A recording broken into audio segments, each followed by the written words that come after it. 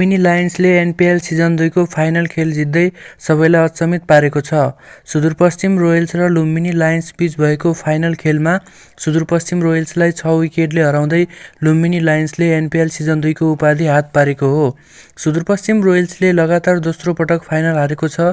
यो सुदूरपश्चिम रोयल्सका लागि एकदमै दुःखको कुरा हुन पुग्यो।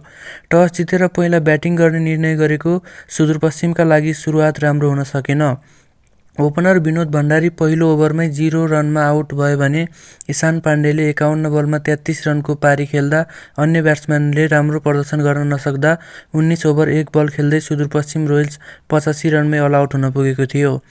85 रनको झिनो लक्ष्य पछ्याएको लुम्बिनीले आक्रामक सुरुवात गर्यो। 13 बलमा 42 रनको विस्फोटक पारी खेल्दै दिनेश अधिकारीले लुम्बिनीलाई सहज जिततर्फ अघि बढाएका थिए भने 9 ओभरमै लुम्बिनीले 85 रनको टार्गेट पूरा गर्दै एनपिएल सिजन 2 को उपाधि जित्न सफल भएको छ। लुम्बिनी लायन्सको जितसँगै तपाईहरू कतिको खुसी हुनुहुन्छ कमेन्ट गर्नुहोला।